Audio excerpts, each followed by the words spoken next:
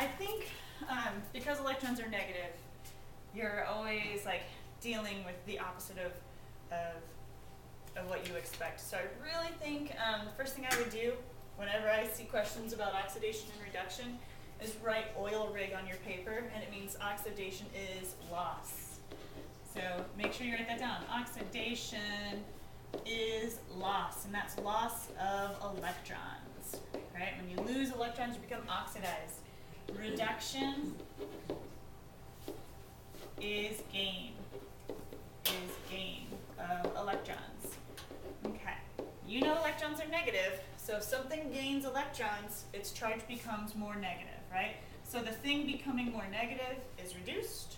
The thing becoming more positive is oxidized. Okay, so we want to be able to identify it. Let's see. The other thing is going to be the oxidizing agent and the reducing agent. If something becomes oxidized, it becomes oxidized because it lost its electrons, right? Oxidation is loss of electrons. If that thing loses electrons, it's giving the electrons to something else, so it is reducing something else. So whatever is oxidized is the reducing agent, right? So the thing that is oxidizing agent was reduced. So I'm going to put that ox agent was reduced. Okay? It was reduced because it was gaining electrons. Had to gain those electrons from something else. Something else had to lose electrons. The thing that lost the electrons was oxidized. Okay, so the oxidizing agent was reduced. That means the reducing agent was oxidized. If you write it down, you can keep it straight. If you don't write it down, I see a lot of confusion.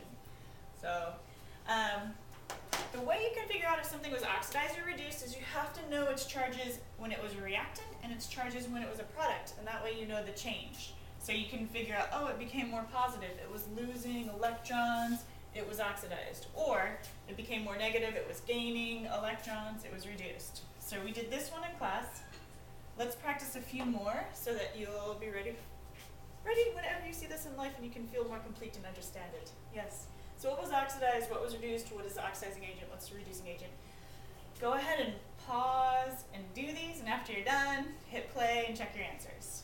So, okay, so for the first one, I've got H2 plus O2 makes H2O. Anything by itself has an oxidation state of 0 because we've got equal sharing of electrons. Neither thing becomes more negative. Here I've got a very normal compound. The oxygen is a 2-, the hydrogen is a 1+. Okay. So hydrogen became more positive. To become more positive, it must have lost electrons. Oxidation is loss. So H2 was oxidized. Okay? And since it lost its electrons, it lost those electrons to the oxygen, which means H2 was oxidized. H2 is the reducing agent for reducing the other thing. It reduced oxygen. Is the reducing agent. Okay, so then I have O2 became negative, so it must have gained electrons. Gaining electron is reduction. So O2 was reduced. And that means it is the oxidizing agent. Ox agent. Okay? Because it gained electrons from hydrogen, so oxygen is going to oxidize the hydrogen, making the hydrogen more positive. Next I have H2O2 goes to H2O and O2. So this guy's the weird one. We know it's hydrogen peroxide, so O2 is going to be 1- for each oxygen. H is going to be 1+ here. Here the O is a 2-, and this guy is going to be a 1+. And here the O is neutral. So what happened here, tricky, is that your hydrogen didn't change. It started off as 1+, it ended up as a 1+. This is a disproportionation reaction because the oxygen, some of it became more negative, some of it became more positive. So I can actually say, this is going to be a very redundant answer, the O2, this oxygen was both. It was oxidized and reduced. It was oxidized to O2, and I'll put this oxygen 1 minus, and this oxygen was reduced to O2 minus, right? So some of the 1 minus oxygen became neutral, oxidized. Some of the O1 minus was reduced to 2 minus. So we can see here when the oxygen was turned into neutral, when it was being oxidized, it's the reducing agent. The other oxygens that were reduced were actually the oxidizing agent. It's kind of a tricky one to answer in that format. So next one's easier. So lithium by itself, charge is 0. Hydrogen by itself, charge is 0. Lithium in a compound is a 1 plus. Hydrogen in this compound is a 1 minus. Okay, so lithium became more positive. It must have lost electrons to do that. Li is oxidized,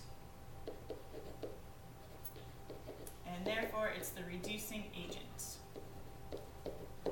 Okay, hydrogen became more negative, so hydrogen was reduced.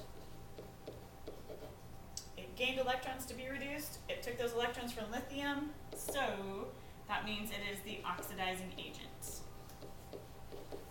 Okay. We'll try a couple more. Go ahead, pause, figure them out. Who's oxidized, who's reduced? And then play. So I can see tin is becoming more positive. That means SN2 plus is oxidized. And it's going to be the reducing agent, right?